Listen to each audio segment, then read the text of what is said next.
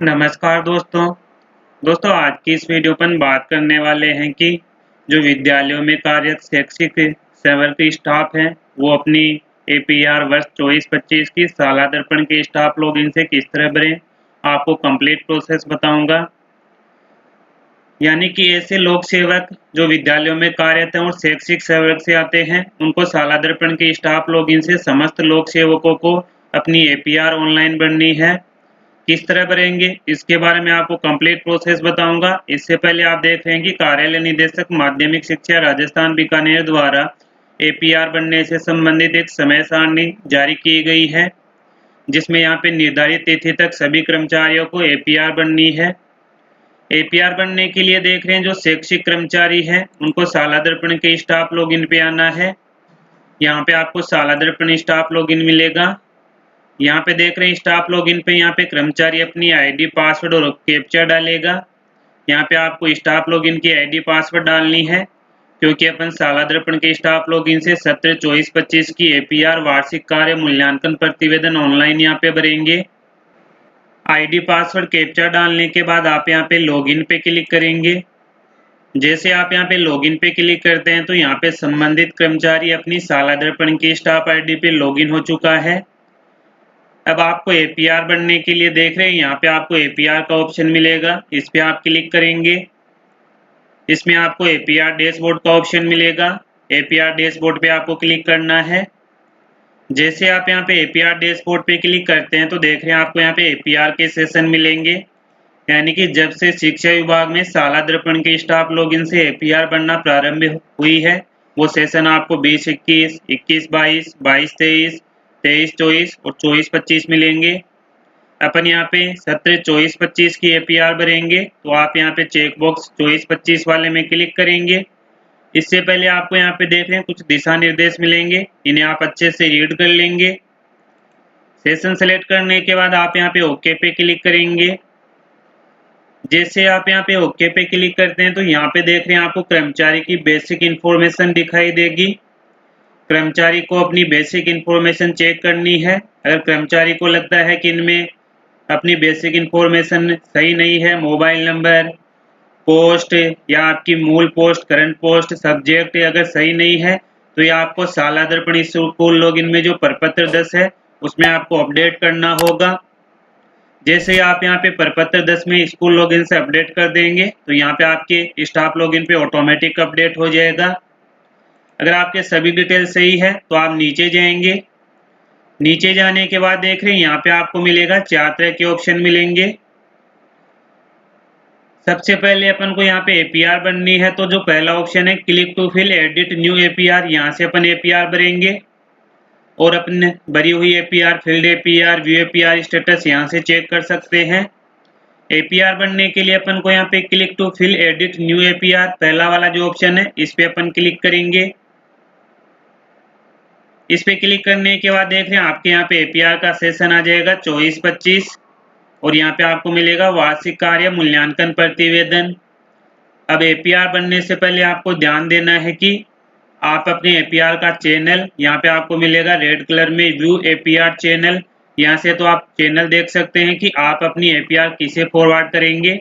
यानी कि आपका reporting officer, reviewing officer, accepting officer कौन होगा। आपको चैनल वाइज अपनी एपीआर अपने उच्च अधिकारियों को फॉरवर्ड करनी है। ये देख रहे हैं आपको चैनल मिलेगा आपकी पोस्ट के अनुसार। यानी कि अगर आपकी पोस्ट अध्यापक लेवल 1 या वरिष्ठ अध्यापक, प्रधानाचार्य, व्याख्याता है, यानी कि जो भी आपकी पोस्ट है, आपकी पोस्ट के अनुसार आपकी एपीआर संबंधित उच्च अधिकारियों को चैनल वाइज आपको फॉरवर्ड करनी है। यहाँ पे देख रहे हैं आपको चैनल मिलेगा। यहाँ से व्यू एपीआर चैनल, इस पे क्लिक करके आपके सामने कंप्लीट पीडीएफ फाइल आएगी, उसमें आप अपनी पोस्ट के अकॉर्डिंग देख लेंगे। और यहाँ पे देख रहे हैं ऑफिसर लिस्ट 2024-25, यानी कि यहाँ पे आपको ऑफिसर की लिस्ट भी दी गई है सत्र 24-25 की कि आप अपनी एपीआर है, अपनी एपीआर अपने उच्च अधिकारियों को फॉरवर्ड करनी है। तो यहाँ पे आपको सुविधा के लिए देख रहे हैं राजस्थान के समस्त शिक्षा विभाग के आपको अधिकारियों के यहाँ पे सालादर्पण पे दर्ज मोबाइल नंबर, स्टाफ आईडी मिलेगी। यानी कि आपके बढ़ने में इसकी सुविधा होगी, तो ये आप अच्छे से चेक कर लेंगे। इसके बाद देख रहे हैं फिर से आपको यहाँ पे कर्मचारी की डिटेल दिखाई देगी। आप यहाँ पे सेशन जरूर कंफर्म कर लेंगे। जिस सेशन की आप एपीआर भर रहे हैं वो आप चेक करेंगे। अब नीचे आपको मिलेगा लोक सेवक का प्रकार। यहाँ पे आपको 4 तरह के ऑप्शन मिलेंगे, आप यहाँ पे देख पा रहे हैं। यानी कि अगर आप मंत्रालय के अन्य अधीनस्थ कार्मिक है तो यहाँ पे आपको चेक बॉक्स पे क्लिक करना है। अब आप यहाँ पे ध्यान देखेंगे, अगर आप यहाँ पे सेकंड ग्रेड या थर्ड ग्रेड की श्रृंखला के शैक्षिक कर्मचारी है तो यहाँ पे आपको जो सेकंड ऑप्शन है, सेकंड चेक बॉक्स है, इसमें क्लिक करना है। यानी कि आपकी पोस्ट है अध्यापक लेवल 1 है, अध्यापक लेवल 2 है, या आपकी लाइब्रेरियन थर्ड ग्रेड है, या आपके सेकंड ग्रेड की जो भी पोस्ट है तो आप यहाँ पे चेक बॉक्स पे क्लिक करेंगे। अगर आपकी पोस्ट यहाँ पे व्याख्याता, प्रधानाध्यापक, प्रधानाचार्य है तो आप जो तीसरा चेक बॉक्स है इस पे क्लिक करेंगे। अगर आप कार्यालय में कार्यरत कोई शैक्षिक कर्मचारी हैं तो आप जो लास्ट वाला चेक बॉक्स है इस पे क्लिक करेंगे। तो जो भी आपके यहाँ पे पोस्ट है उसके अनुसार आपको यहाँ पे चेक बॉक्स पे क्लिक करना है। जैसे आप चेक बॉक्स पे क्लिक करते हैं तो नीचे आपके अलग से एक पॉपअप ओपन होगा। उससे पहले देख रहे हैं आपके यहाँ पे वर्किंग पैलेस की डिटेल मिलेगी, पोस्टिंग पैलेस की आपको यहाँ पे डिटेल देखने को मिलेगी। अगर आप यहाँ पे एक से अधिक विद्यालय में पोस्टिंग थी तो आपको यहाँ पे एक से अधिक पोस्टिंग पैलेस मिलेगी। उसके अनुसार आपको टुकड़ों में अपने संबंधित रिपोर्टिंग, रिव्यूइंग, एक्सेप्टिंग अधिकारी को आप अपनी एपीआर फॉरवर्ड करेंगे। अब जैसे आप नीचे जाएंगे तो यहाँ पे देख रहे हैं आपको प्रतिवेदन की दिनांक सेलेक्ट करनी है। जो शिक्षा विभाग के कर्मचारी है उनके प्रतिवेदन की दिनांक आएगी 1 जुलाई 2024 से 30 जून 2025, यानी कि 24-25 शैक्षिक स्टाफ के लिए आएगी जुलाई 24 से 30 जून 2025। और जो मंत्रालय के अन्य कार्यालयों में पदस्थापित शैक्षिक स्टाफ है, अब आपको ध्यान देना है कि जो मंत्रालय कर्मचारी और साथ ही अन्य कार्यालय में पदस्थापित जो शैक्षिक स्टाफ है उनके लिए आपको 1 अप्रैल 2024 से 31 मार्च 2025 सेलेक्ट करनी है। तो आप यहाँ पे प्रतिवेदन की दिनांक में सेलेक्ट करेंगे। मेरे केस में जो शैक्षिक स्टाफ है यहाँ पे आपको मैं शैक्षिक कर्मचारी की एपीआर भर के बता रहा हूँ। तो आप यहाँ पे चेक बॉक्स में से सेलेक्ट कर लेंगे, 1 जुलाई 2024 से 30 जून 2025 सेलेक्ट करेंगे। इसके बाद देखें इस अवधि के दौरान अगर कर्मचारी ने कोई ऐसी लंबी अवधि की लीव ली है तो उसकी डिटेल आपको देनी है। अब एपीआर में देख रहे हैं आप यहाँ पे एपीआर की प्रविष्टि की जानी है, यह सेलेक्ट करेंगे। इसके बाद आपको मिलेगा यहाँ पे फॉर्म टाइप में मिलेगा, यहाँ पे आपके ऑटोमेटिक आएगा, आप यहाँ पे सेलेक्ट कर लेंगे। यानी कि ऊपर जो आप यहाँ पे पोस्ट के अकॉर्डिंग सेलेक्ट करेंगे उसके अनुसार आपको ऑटोमेटिक यहाँ पे मिलेगा, आप सेलेक्ट करेंगे। आपकी यहाँ पे पोस्ट आएगी, आप पोस्ट सेलेक्ट करेंगे। पोस्टिंग पैलेस आपको मिलेगा। आपको ध्यान देना है कि अगर आपके यहाँ पे ऊपर एक से अधिक पोस्टिंग पैलेस आ रहे हैं उस अनुसार आपको यहाँ पे सेलेक्ट करनी है। पोस्टिंग पैलेस सेलेक्ट करने के बाद नीचे आपको यहाँ पे देख रहे हैं एक्शन के नीचे सेव का ऑप्शन मिलेगा, आप यहाँ पे सेव वाले पे क्लिक करेंगे। सेव वाले पे क्लिक करने के बाद देख रहे हैं आपके यहाँ पे डिटेल दिखाई देगी। आप यहाँ पे प्रतिवेदन की दिनांक अच्छे से चेक कर लेंगे। 1 जुलाई 2024 से 30 जून 2025 जो शैक्षिक स्टाफ है उनके लिए प्रतिवेदन की दिनांक आपको ये सेलेक्ट करनी है। उसके बाद नीचे आपको मिलेगा क्रिएट एपीआर एप्लीकेशन, यानी कि अब अपन को वार्षिक कार्य मूल्यांकन प्रतिवेदन का एप्लीकेशन फॉर्म यहाँ पे क्रिएट करना है। तो आप यहाँ पे क्रिएट एपीआर एप्लीकेशन पे क्लिक करेंगे। इस पे क्लिक करने के बाद आपके सामने यहाँ पे एपीआर एप्लीकेशन क्रिएटेड सक्सेसफुली का मैसेज आएगा। अब आपको अपने संबंधित जो अधिकारी है जिनको अपन को चैनल वाइज अपनी एपीआर फॉरवर्ड करनी है वो अपन को अब सेलेक्ट करना है। तो आप यहाँ पे ओके पे क्लिक करेंगे। ओके पे क्लिक करने के बाद देख रहे हैं नीचे आपको दिखाई देगा एपीआर का पीरियड आ जाएगा। यहाँ पे आपको ऑफिसर मिलेंगे, अपन को 3 officer, reporting officer, reviewing officer और एक्सेप्टिंग ऑफिसर अब सेलेक्ट करना है। सेलेक्ट करने के लिए आप यहाँ पे चूज ऑफिसर पे क्लिक करेंगे। जैसे आप यहाँ पे चूज ऑफिसर पे क्लिक करते हैं तो यहाँ पे देख रहे हैं आप अपना संबंधित जो ऑफिसर है, अधिकारी है, वो आप यहाँ पे सेलेक्ट करेंगे। इसके लिए पहले आप चैनल देख लेंगे कि जो लोक सेवक है उनको अपनी वार्षिक कार्य मूल्यांकन प्रतिवेदन चैनल वाइज किसे फॉरवर्ड करनी है। इस टेबल में आप अच्छे से देख लेंगे रिपोर्टिंग ऑफिसर कौन होगा, समीक्षक अधिकारी कौन होगा और स्वीकारकर्ता अधिकारी कौन होगा। और साथ ही अब देख रहे हैं आप अपने अधिकारी को यहाँ पे देख रहे हैं staff ID, employee ID, mobile number या पोस्ट के अकॉर्डिंग सर्च कर सकते हैं। अब आपको employee ID, mobile number, staff ID कहाँ से मिलेगी, उसके लिए यहाँ पे देख रहे हैं ऑफिसर की लिस्ट आपको जो मैंने अभी बताई थी, इसमें आप अपना संबंधित अधिकारी देख लेंगे। अपना अधिकारी सर्च करने के लिए देख रहे हैं मैं यहाँ पे अपने अधिकारी को मोबाइल नंबर से सर्च करूंगा, तो आप यहाँ पे देख रहे हैं अपने अकॉर्डिंग यहाँ पे चेक बॉक्स पे क्लिक करेंगे। अब यहाँ पे जो भी आपने ऊपर सेलेक्ट किया है उसके अनुसार आपको यहाँ पे देख रहे हैं डिटेल डालनी है। उसके बाद आप यहाँ पे सर्च पे क्लिक करेंगे। जैसे आप यहाँ पे सर्च पे क्लिक करते हैं तो जो आपने ऊपर डिटेल डाली थी उसके अनुसार आपको यहाँ पे अपना रिपोर्टिंग ऑफिसर मिलेगा। वो रिपोर्टिंग ऑफिसर आप यहाँ से सेलेक्ट करेंगे। अगर आपको यहाँ पे अपना अधिकारी नहीं मिलता है तो हो सकता है कि आपने जो ऊपर डिटेल डाली है staff ID, mobile number, employee ID, वो गलत डाली है, वो आप चेक कर लेंगे। इसके बाद देख रहे हैं यहाँ पे आपको चेक बॉक्स पे क्लिक करना है। चेक बॉक्स पे क्लिक करने के बाद यहाँ पे आपका जो रिपोर्टिंग ऑफिसर है उसको सेव करने के लिए आप यहाँ पे सेव रिपोर्टिंग पे क्लिक करेंगे। जैसे आप सेव रिपोर्टिंग पे क्लिक करते हैं तो यहाँ पे आपका अधिकारी सक्सेसफुली सेव्ड हो चुका है। आप यहाँ पे ओके पे क्लिक करेंगे। ओके पे क्लिक करने के बाद आप यहाँ पे देख पा रहे हैं कि रिपोर्टिंग ऑफिसर में यहाँ पे अधिकारी का नेम आ चुका है। इसी तरह अपन को यहाँ पे रिव्यूइंग ऑफिसर और एक्सेप्टिंग ऑफिसर सेलेक्ट करना है। अब रिव्यूइंग ऑफिसर यहाँ पे सेलेक्ट करने के लिए यहाँ पे देख रहे हैं आपको फिर से यहाँ पे जो भी आपके पास डिटेल है उसमें आप क्लिक करेंगे। क्लिक करने के बाद आपने जो यहाँ पे सेलेक्ट किया है जिसके माध्यम से आप सर्च करना चाहते हैं वो आप यहाँ पे डिटेल डालेंगे। और नीचे आप यहाँ पे सेलेक्ट ऑफिसर पे क्लिक करेंगे। यहाँ पे आपको अपना संबंधित रिव्यूइंग ऑफिसर मिलेगा, आप यहाँ पे सेलेक्ट करेंगे। सेलेक्ट करने के बाद देख रहे हैं यहाँ से आप चेक बॉक्स पे क्लिक करेंगे। यहाँ पे आपका जो अधिकारी है उसको आपकी पोस्टिंग प्लेस मिलेगी। आप यहाँ पे सेव रिव्यूइंग ऑफिसर पे क्लिक करेंगे। इस पे क्लिक करने के बाद अपन ने यहाँ पे अपने 2 अधिकारी का चयन कर लिया है। अब अपन को अपने यहाँ पे देख रहे हैं रिपोर्टिंग ऑफिसर भी आ चुका है, रिव्यूइंग ऑफिसर भी आ चुका है।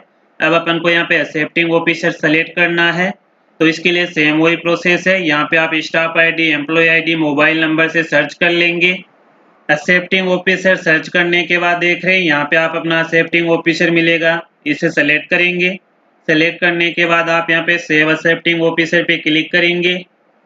जैसे आप यहाँ पे सेव एक्सेप्टिंग ऑफिसर पे क्लिक करते हैं तो अपन ने यहाँ पे अपनी पोस्ट के अकॉर्डिंग यानी कि तीनों अधिकारियों का चयन कर लिया है। अब आप देख रहे हैं यहाँ पे आपका रिपोर्टिंग ऑफिसर मिलेगा, रिव्यूइंग ऑफिसर मिलेगा और एक्सेप्टिंग ऑफिसर मिलेगा। अब अपन को यहाँ पे एपीआर का एप्लीकेशन फॉर्म फिलअप करना है।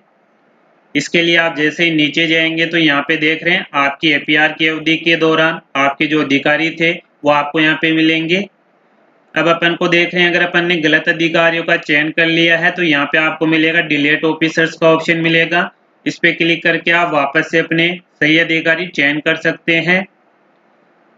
अब एप्लीकेशन बनने के लिए आप यहाँ पे फिल एप्लीकेशन पे क्लिक करेंगे। जैसे आप यहाँ पे फिल एप्लीकेशन पे क्लिक करते हैं तो अपने सामने जो अपना वार्षिक कार्य मूल्यांकन प्रतिवेदन है वो लोक सेवक का कंप्लीट एप्लीकेशन फॉर्म अपन को भरना है। यहाँ पे आपको वार्षिक कार्य मूल्यांकन प्रतिवेदन 24-25 मिलेगा और यहाँ पे आपको कर्मचारी की बेसिक डिटेल देखने को मिलेगी। अब जैसे आप नीचे जाएंगे तो आपको स्टेप 1 में मिलेगा एप्लीकेशन फॉर्म मिलेगा। यहाँ पे देख रहे हैं नामांकन का आपको कितना निर्धारित लक्ष्य दिया गया था वो आप यहाँ पे डालेंगे। आपने नामांकन की कितनी वास्तविक उपलब्धि प्राप्त की वो आप यहाँ पे डालेंगे। अगर आपकी उपलब्धि में कोई कमी है तो वो आप डालेंगे, नहीं तो आप यहाँ पे नील या 0 डाल सकते हैं। इसी तरह आपको ठहराव का जो निर्धारित लक्ष्य दिया गया था आपने कितनी उपलब्धि प्राप्त की वो आपको यहाँ पे डालने हैं। यानी कि जो आपको 6 पॉइंट दिए गए हैं, चाइल्ड ट्रैकिंग प्रगति, जन सहभागिता, विद्यालय विकास में योगदान, राज्य सरकार की योजनाओं में योगदान, जो आपको निर्धारित लक्ष्य दिए गए थे और आपने कितनी उपलब्धि प्राप्त की वो आपको डालनी है। सभी डिटेल डालने के बाद जैसे आप यहाँ पे सेव एज ड्राफ्ट पे क्लिक करते हैं तो सेव एज ड्राफ्ट पे क्लिक करने के बाद आपका जो एप्लीकेशन फॉर्म की स्टेप 1 थी वो आपके यहाँ पे देख रहे हैं सक्सेसफुली फिल हो जाएगी।